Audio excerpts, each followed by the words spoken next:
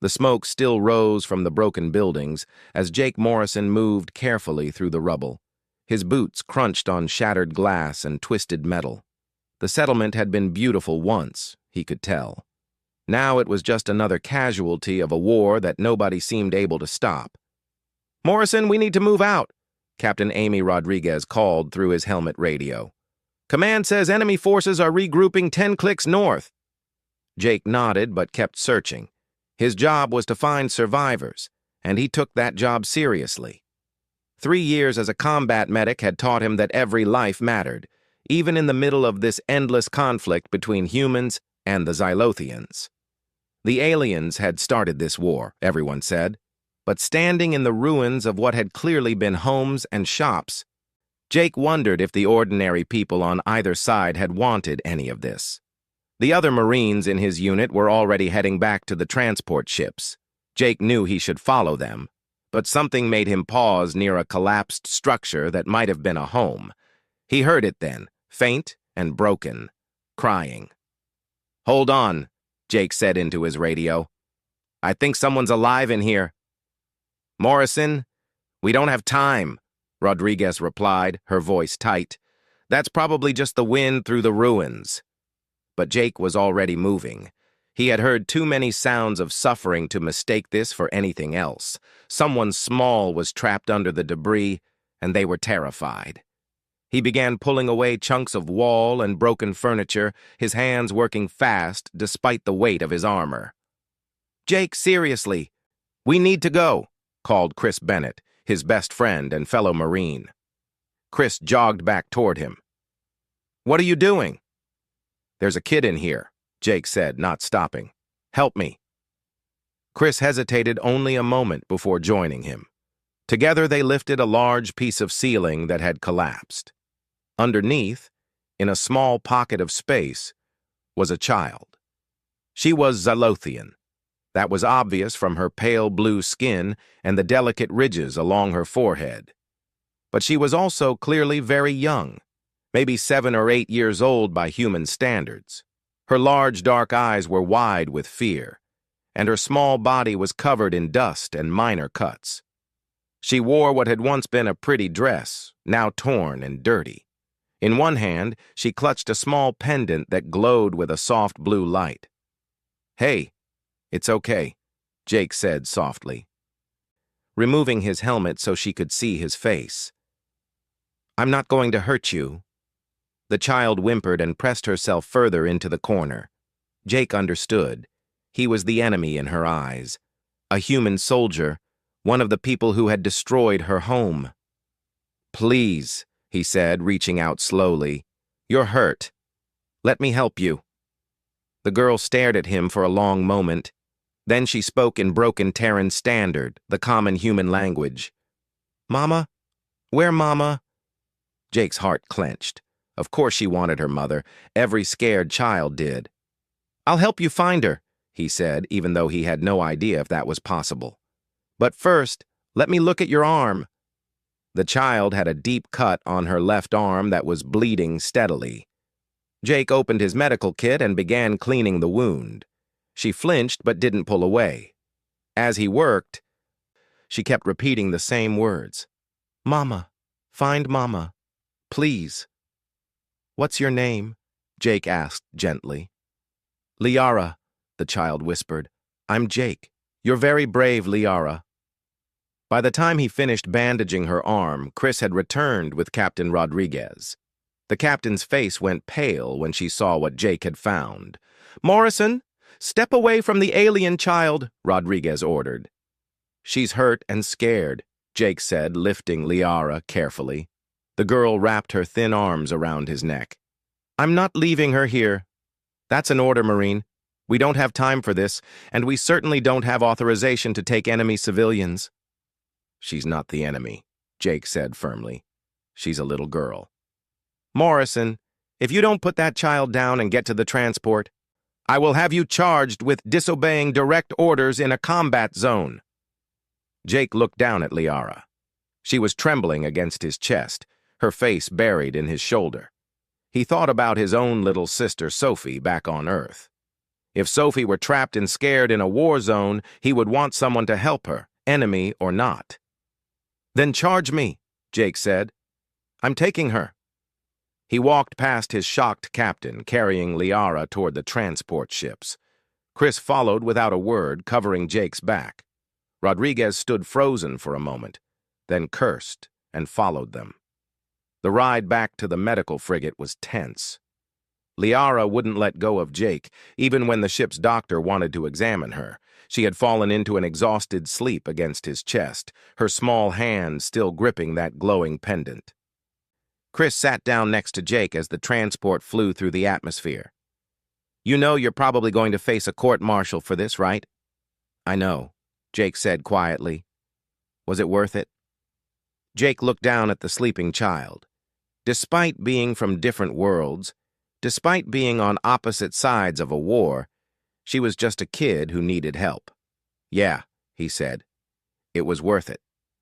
It wasn't until later, when they were aboard the frigate Nightingale, that Jake got a closer look at the pendant Liara still held. Chris had smuggled them into Jake's quarters, knowing that once Command found out about the Xylothian child, Jake would be arrested. The pendant bore markings that Chris recognized from intelligence briefings. Royal markings. "Jake," Chris said slowly, his face going white. "Do you know who you rescued?" Jake looked at the sleeping child on his bunk. "A kid named Liara?" "Princess Liara, daughter of Queen Sareth, the Xylothian ruler." Chris pulled up a file on his datapad, showing Jake an image of the queen with her daughter. It was the same child. "She's been missing for 3 weeks. The Xylothians think we kidnapped her. That's why they've been hitting us so hard lately." Jake's mind raced. The war had gotten worse over the past month. Attacks had become more brutal, more desperate.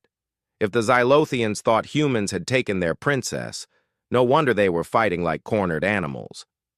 "We have to tell someone," Jake said.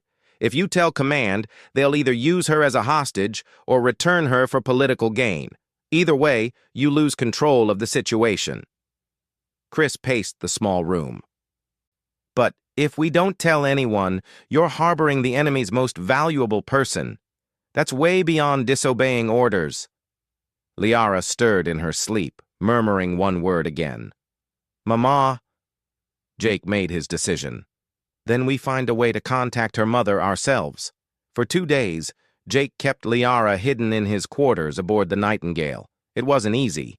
The medical frigate had over 300 crew members, and someone was bound to discover them eventually. But Jake needed time to figure out the right move. Liara was slowly starting to trust him. She still jumped at loud noises and woke up crying from nightmares. But she had started talking more. Her Terran standard was limited, but Jake was patient.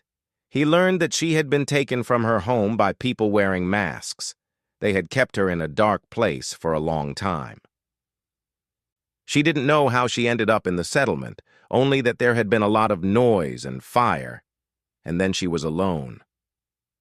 "They wanted Mama to be sad," Liara said one morning, picking at the food Jake had brought her.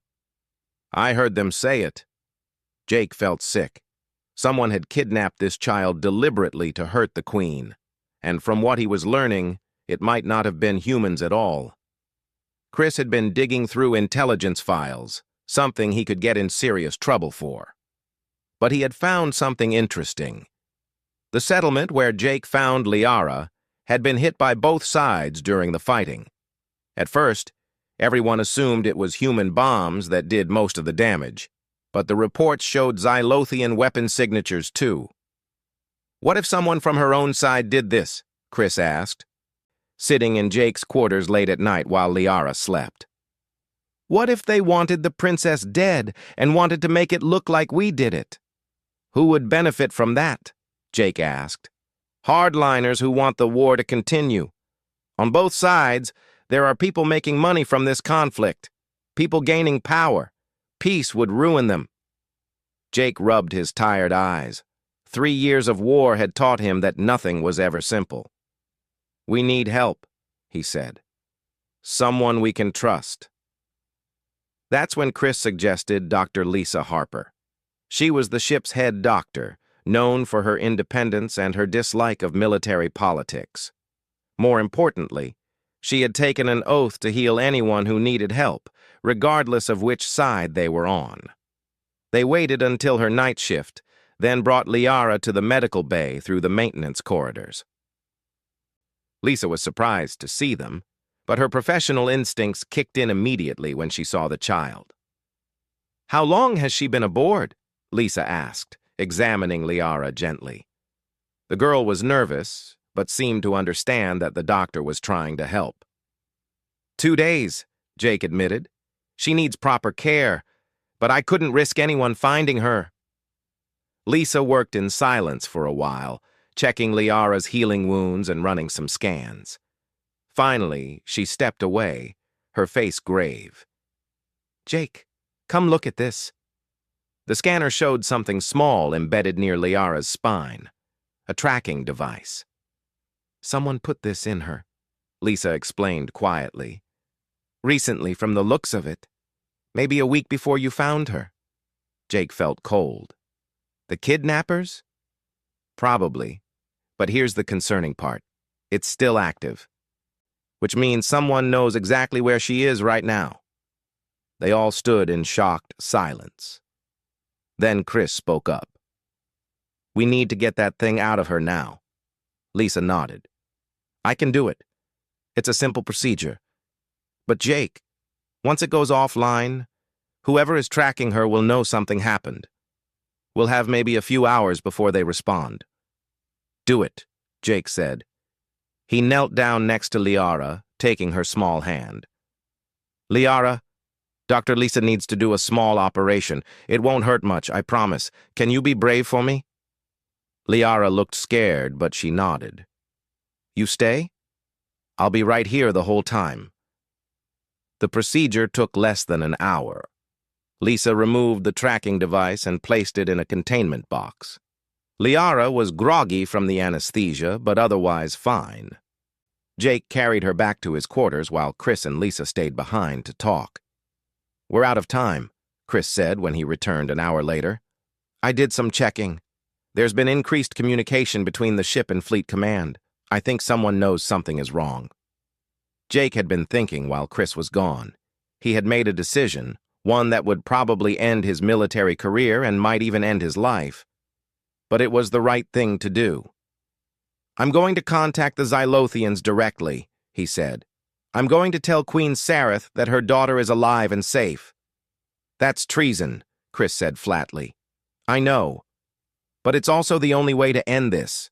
If I go through official channels, Liara becomes a political tool. She gets caught up in negotiations and posturing. It could take months. Meanwhile, whoever wants her dead might find another way to get to her. And if the Xylothians think it's a trap, they might just attack the ship.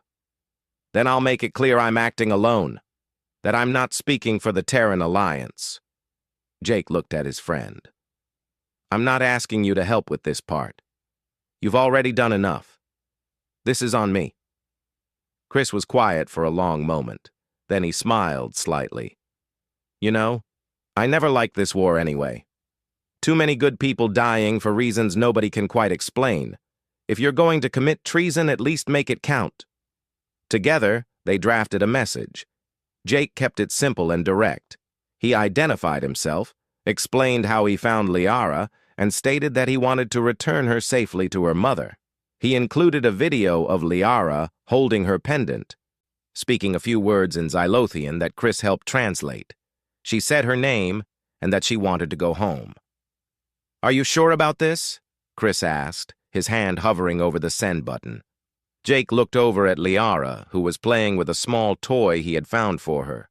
She was humming softly, a child's song from her world.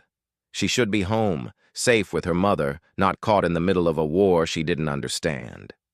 "Send it," Jake said. The message went out on an open Xylothian frequency, one that military intelligence would definitely detect. Within minutes, alarms started blaring throughout the ship. Jake heard boots running in the corridor outside his door. He picked up Liara as his door burst open. Captain Rodriguez stood there with 4 armed Marines behind her. Her face was a mix of anger and disbelief. "Marine Jake Morrison, you are under arrest for treason, unauthorized communication with enemy forces, and harboring an enemy alien," she said formally. Then her voice softened slightly. "Jake, what have you done?" "The right thing," Jake said calmly. He held Liara close as she clung to him, confused by all the shouting. "I saved a child and I'm bringing her home. If that's treason, then I'm guilty." They put restraints on his wrists, but let him continue holding Liara. She wouldn't let anyone else near her anyway. As the Marines escorted him to the brig, he heard Rodriguez speaking quietly into her comm. "Yes, sir. We have him. And yes, the Xylothian princess is confirmed aboard. What are your orders?" Jake didn't hear the response, but he knew his fate was now in the hands of people far above his rank. He just hoped they would make the right choice, not just the political one. For Liara's sake, and maybe for everyone's sake. The brig was cold and sterile, but they had given Jake a small room instead of a cell because Liara refused to be separated from him. She sat curled up against his side on the narrow bunk, clutching her pendant and watching the door nervously. Every time someone walked by, she flinched. "It's okay," Jake told her gently. "Nobody's going to hurt you." He didn't know if he was lying. The truth was he had no idea what would happen next. Admiral Ryan Mitchell arrived on the Nightingale 6 hours after Jake's arrest. The admiral was a stern man in his 50s, known for running a tight fleet and for having little patience with soldiers who broke the rules. Jake had never met him personally, but everyone knew his reputation. They brought Jake to a conference room for questioning. He insisted that Liara come with him, and after a brief argument, they agreed. She sat on his lap during the entire meeting, her small arms wrapped around him. Admiral Mitchell sat across the table, flanked by Commander Helena Brooks from Intelligence and Ambassador Victor Kane, a diplomatic representative. They all stared at Jake like he was some kind of puzzle they couldn't solve. "Do you understand the severity of what you've done?" Mitchell asked, his voice hard. "Yes, sir," Jake replied calmly. "You've committed treason. You've contacted the enemy without authorization.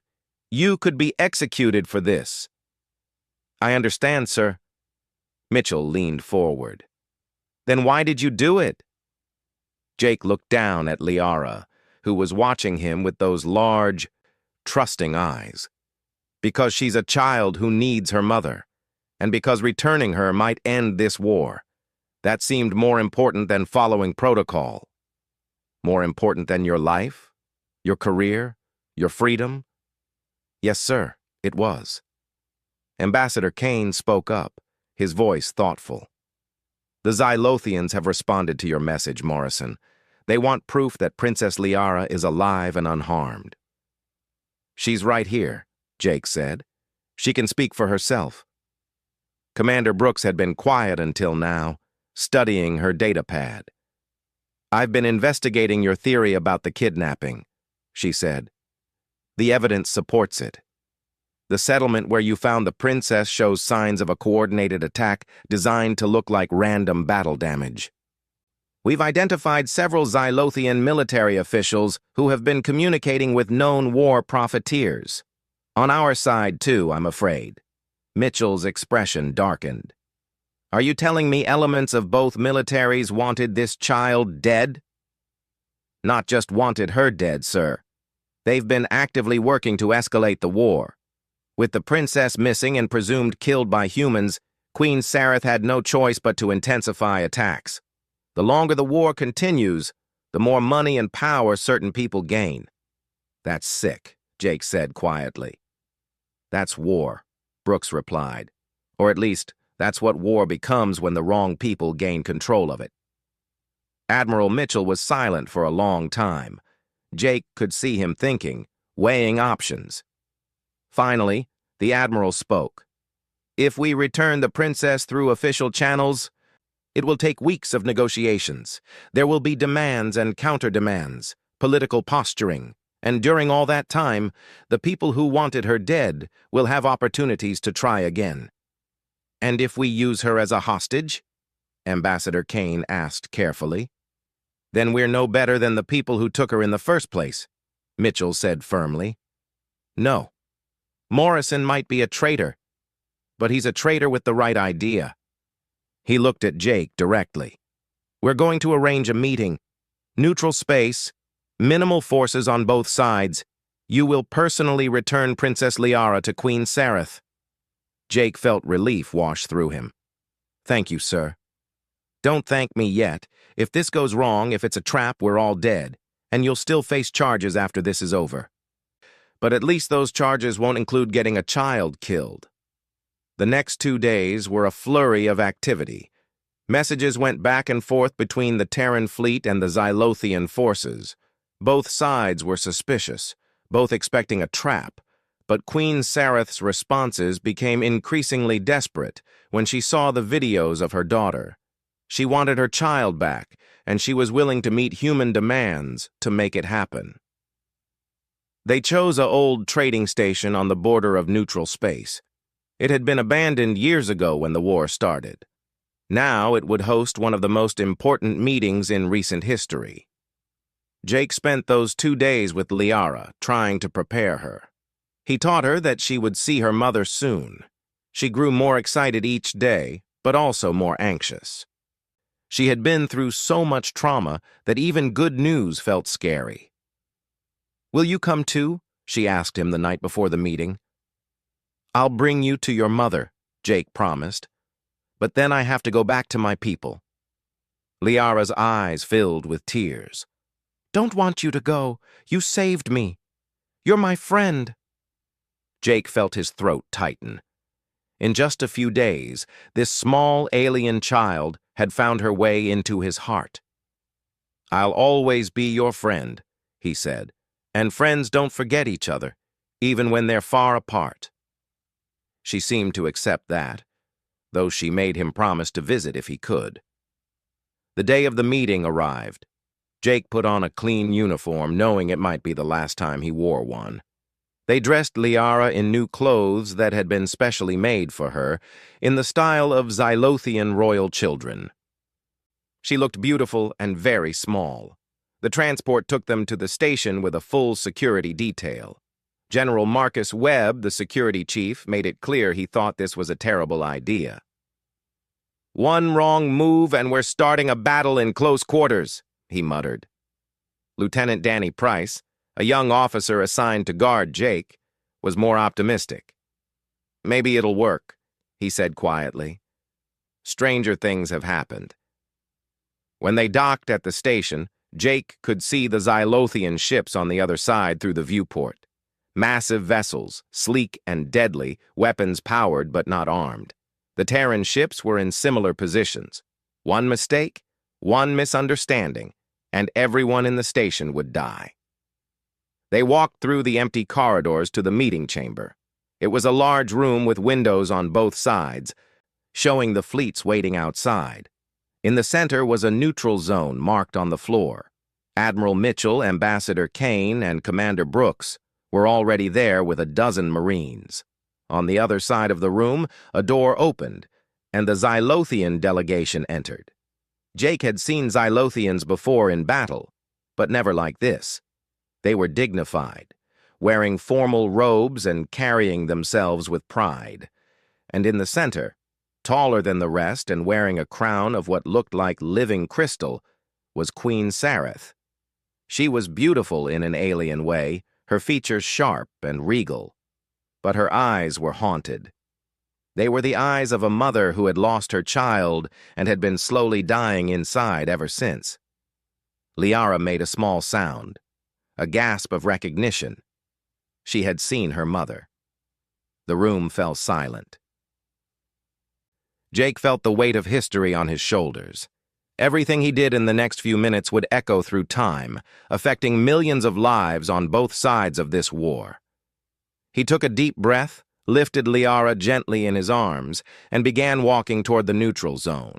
Jake felt every eye in the room on him as he carried Liara toward the neutral zone. His heart was pounding so hard he was sure everyone could hear it. Behind him, he could sense the Terran guards with their fingers near their weapons. Across the room, the Xylothian warriors looked equally tense. Liara pressed her face against his shoulder, suddenly shy after weeks of separation from her mother. Jake could feel her trembling. "It's okay," he whispered to her. "Your mama is right there." "See her?" Liara peeked out and looked at the tall figure of Queen Sareth standing across the neutral zone. The queen had frozen in place, her hands pressed to her mouth. Even from a distance, Jake could see tears beginning to stream down her face. "Mama," Liara said softly, as if she couldn't quite believe it was real. Jake reached the edge of the neutral zone and stopped. This was the moment of maximum danger. He was standing between two armed groups who had been killing each other for 3 years. If anyone on either side lost their nerve, started shooting, he would be the first to die. But he wasn't thinking about that. He was thinking about the promise he had made to a scared little girl in the ruins. He had promised to help her find her mother. It was time to keep that promise. He slowly knelt down and set Liara on her feet. She looked up at him, uncertain. "Go ahead," Jake said gently, smiling at her. "Go to your mama." For a second, Liara didn't move. Then she looked across at her mother, and something broke inside her. All the fear, all the pain, all the lonely nights wanting her mother came out in a cry that echoed through the silent room. "Mama! Mama, I'm back! He saved me!" Liara ran. Her small legs carried her as fast as they could across the neutral zone. Queen Sareth dropped to her knees, her royal dignity forgotten, her arms spread wide. When Liara crashed into her, the queen wrapped her daughter in an embrace so tight it seemed like she would never let go. The sound that came from Queen Sareth was not royal or dignified. It was the raw, broken sob of a mother who had thought her child was dead. She held Liara and cried, her whole body shaking. Liara was crying too, her small arms around her mother's neck, saying, "Mama," over and over again in Xylothian. Jake stood at the edge of the neutral zone, watching. His own eyes were wet. He wasn't the only one. Looking around the room, he saw hardened Marines wiping their eyes. Even General Webb had turned away, his jaw clenched tight. On the Xylothian side, several of the warriors were openly weeping. Some things transcended species. Some things were universal. And there was nothing more universal than a mother's love for her child. Queen Sareth finally looked up from her daughter, her eyes finding Jake. She said something in Xylothian. Her voice choked with emotion. One of her advisors translated, though Jake could hear the translator's voice shaking. The queen asks, "Who is the human who saved her daughter?" Jake stepped forward slightly. "Jake Morrison, Your Majesty. I'm a combat medic with the Terran Marines." Queen Sareth stood slowly, still holding Liara on her hip. The child had her face buried in her mother's neck, unwilling to let go even for a moment. The queen walked forward into the neutral zone, her guards tensing but not stopping her. She stopped right in front of Jake. Up close, he could see that her eyes were the same color as Liara's, a deep violet that seemed to hold entire galaxies. Those eyes studied him carefully. "You are the one," she said in careful Terran standard. "You found my daughter in the ruins?" "Yes, Your Majesty." "You could have left her there. You could have used her as a hostage. You could have harmed her." Queen Sareth's voice was steady now, but filled with wonder. "Why did you save her?" Jake thought about how to answer. He could talk about duty, about honor, about military codes. But none of that was the real truth. The real truth was much simpler. "Because she was scared and hurt and she needed help," Jake said. "Because she's just a kid who wanted her mom. That seemed more important than the war." Queen Sareth was silent for a long moment. Then she did something that made everyone in the room gasp. She bowed to Jake. a deep formal bow that no Xylothian royal had ever given to a human before. "You gave me back my life," she said, her voice breaking again. "You gave me back my reason to breathe. There are no words in any language to thank you for what you have done." "I don't need thanks," Jake said quietly. "Seeing her with you, safe and happy, that's enough." Liara had been listening. She pulled back from her mother and looked at Jake. "Jake, my friend," she said in Terran standard, showing off the words he had taught her. "Jake is good. Jake saved me when bad people hurt me." Queen Sareth's expression changed. "Bad people? Liara, who took you? Was it humans?" Liara shook her head firmly. "People with masks. They spoke like us. They said they wanted you to be sad and angry. They said war is good for them." The Queen's eyes went wide. She looked at her advisors, then at the Terran delegation. "This was not humans?" Commander Brooks stepped forward. "No, Your Majesty. We have evidence that suggests a conspiracy involving military officials from both sides. People who profit from the war wanted it to continue. Taking your daughter and making it look like a Terran attack was their plan." Queen Sareth's face became hard as stone. "Names. Give me names." "We're still investigating," Brooks said. "But we will share everything we find. If your people want to help with the investigation, we would welcome it." The Queen looked down at her daughter, then back at Jake. "This human risked his life and his freedom to save my child and to bring her home. He risked everything for peace." She raised her voice so everyone in the room could hear. "If he can do this, if he can show such courage and compassion, then surely we can find the courage to stop this war." Admiral Mitchell stepped forward. "Queen Sareth, the Terran Alliance would welcome peace talks. We are prepared to negotiate an immediate ceasefire." "As am I," the Queen said. "Effective immediately. No more fighting. No more children losing their mothers. No more mothers losing their children." She looked at Jake again. "This human has shown us the way. He has shown us that we are not as different as we thought. That kindness and courage exist in every species." Liara reached out from her mother's arms toward Jake. He stepped closer, and she touched his face gently with her small hand. "Thank you," she said carefully in Terran standard. "Thank you for bringing me home." Jake smiled at her, his vision blurring with tears. "You're welcome, little one. Take care of your mama, okay?" Liara nodded seriously. Then she looked at her mother.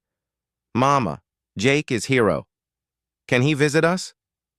Queen Sareth's severe expression softened. She looked at Jake with something like respect. "Marine Jake Morrison, if your people punish you for what you have done, you will always have a home with the Xylothian people. My daughter's savior will always be welcome in our house." The room erupted in activity after that. Advisors from both sides began talking quickly, working out details. But Jake just stood there, watching Liara nestle safely in her mother's arms where she belonged. He had saved one life, just one small scared child. But somehow that one act had changed everything. The news spread across human space within hours.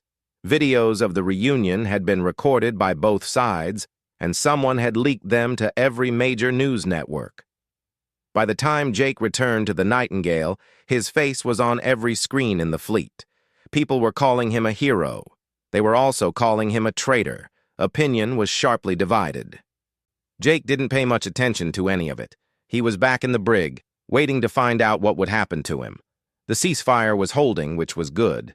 Peace talks had begun, which was even better. But he had still broken military law, and someone would have to decide what to do about that. Chris visited him whenever he could. "You're famous," he said, sitting outside the cell. "There are protests on Earth demanding they give you a medal, other protests demanding they throw you in prison for life." "What do you think will happen?" Jake asked. Chris shrugged. "Honestly, I think they're too scared to punish you now. You're a symbol. If they come down hard on you, People will see it as the military punishing compassion. But if they let you go free, it sets a precedent that soldiers can ignore orders if they think they're doing the right thing. Sounds like I've created a problem. You've created a lot of problems, Chris agreed, grinning. But you also maybe ended a war, so I'd say you came out ahead. The military tribunal was held 1 week later. Jake stood in his dress uniform before a panel of 5 senior officers, including Admiral Mitchell. The chamber was packed with observers, media, and military personnel. Outside, protests on both sides were still ongoing. Colonel Brandon Hayes was the lead prosecutor. He laid out the charges carefully.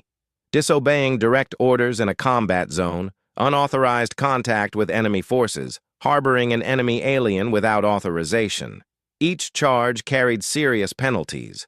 Together, they could mean decades in a military prison. Jake didn't have much of a defense. He had done everything they said he did. His lawyer, a kind, older woman named Captain Julia Norton, tried to argue necessity and humanitarian grounds. But the law was clear, and Jake had broken it. Then something unexpected happened. A message arrived from President Catherine Walsh herself, the leader of the Terran Alliance. She requested permission to address the tribunal. It was highly unusual, but nobody was going to say no to the president. President Walsh appeared on the main screen, speaking from her office on Earth. She was a sharp-eyed woman in her 60s, known for being practical and direct. "I've been following this case closely," she said. "What Maureen Morrison did was technically illegal, but it was also morally right. He saw a child in danger and helped her, despite the personal cost.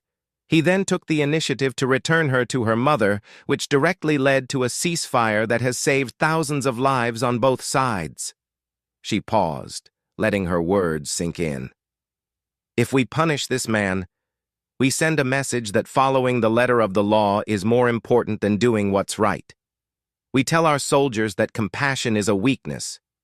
I don't believe that, and I don't think the Terran Alliance should believe that either." The prosecutors looked uncertain. President Walsh continued. "I am formally recommending that all charges be dropped and that Maureen Morrison be commended for his actions. The Xylothian Queen has also sent a personal message asking that he not be punished. Are we really going to imprison the man who ended a 3-year war?" The tribunal took a recess to deliberate. Jake sat with Captain Norton, feeling numb. "What does this mean?" he asked. "It means the president just put her reputation on the line for you," Norton said. "They'll have to drop the charges now. But Jake, you understand that your military career is probably over, right? Even if they don't court-martial you, you've become too controversial. Some commanders will never trust you again." Jake nodded slowly. He had expected that. When the tribunal returned, Admiral Mitchell read the decision. "After careful consideration and in light of the extraordinary circumstances, this tribunal finds that while Maureen Morrison's actions were technically in violation of military code, they resulted in a positive outcome that far outweighs the breach of protocol. All charges are dismissed. Furthermore, Maureen Morrison is awarded the Star of Valor for actions above and beyond the call of duty." The room erupted in cheers and boos, depending on which side people were on. Jake just felt tired and relieved. The peace treaty was signed 2 months later. It was a complex document, negotiated by teams of diplomats from both sides. But at its core was a simple principle: no more war. Trade would resume. Prisoners would be exchanged. And a joint investigation would hunt down the people who had orchestrated Liara's kidnapping and had worked to keep the war going. Jake was invited to the signing ceremony as an honored guest. He stood in a formal hall on a neutral world, watching as President Walsh and Queen Sareth put their signatures on the treaty. When it was done, the Queen looked directly at him and nodded. A promise kept. After the ceremony, Queen Sareth approached him. Liara was with her, holding her mother's hand. The little girl looked healthy and happy now, the trauma fading slowly with time and love. Marine Morrison, the Queen said formally, I have a request. Your Majesty, my people need to understand humans better, to see you as more than enemies. I would like to invite you to serve as an ambassador to the Xylothian homeworld. You would help build bridges between our peoples. Jake was stunned. I don't know anything about diplomacy. You know about compassion. You know about doing what's right even when it's difficult. That's what we need. Queen Sareth smiled slightly. And my daughter has asked for you every day since we parted. She would like to see her friend again. Liara nodded eagerly. Please come visit, Jake. Please? How could he say no to that? 6 months later, Jake stood in the gardens of the royal palace on the Xylothian homeworld. It was beautiful, full of plants that glowed softly in colors humans had never seen before. Liara was running ahead of him, showing him her favorite spots, chattering excitedly about everything.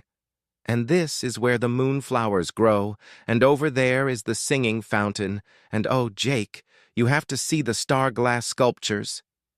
Jake followed her, smiling. His sister Sophie had sent him a message that morning, saying she was proud of him. Chris had been promoted and was serving on the same diplomatic mission. Dr. Lisa Harper had taken a position in the new Joint Human-Xylothian Medical Program. Life had changed completely. But it was a good change. He looked up at the alien sky, thinking about how he had ended up here. 3 years ago, he had been just another soldier in a war that seemed endless. One decision, one choice to help a scared child had changed everything. Liara came running back to him, grabbing his hand. Come on, Jake! Mama wants to show you the archives. They have stories about humans now, true stories, because we're friends now, not enemies. Friends, Jake agreed. That's much better than enemies. They walked together through the garden, human and alien, a soldier and a princess, 2 people from different worlds who had found common ground. Around them, other humans and Xylothians worked together, building a future that few had thought possible. Jake thought about all the people who had said it couldn't be done, that the war was too old, the hatred too deep, the differences too great. They had been wrong. It just took one person willing to see past all of that, to see what really mattered. A scared child who needed help. That's all it had taken to start changing the universe. Jake? Liara looked up at him. Are you happy here? He squeezed her hand gently. Yeah, little one. I'm happy. And he was. The war was over. The peace was holding. And he had kept his promise to a little girl who just wanted her mama. Sometimes that was enough. Sometimes that was everything. Behind them, in the palace, Queen Sareth watched through a window as her daughter played with the human who had saved her. She had learned many things from this war and from its ending. The most important was that courage came in many forms. Sometimes it looked like a soldier carrying a child through ruins. Sometimes it looked like a mother fighting to protect her people. And sometimes it looked like 2 species choosing peace over pride. She smiled and turned back to her work. There was still much to do, but for the first time in years, she had hope, real hope, the kind that grew from understanding and compassion instead of fear, the kind of hope that a simple combat medic named Jake Morrison had given to an entire galaxy by doing one small, perfect thing, helping a child find her way home.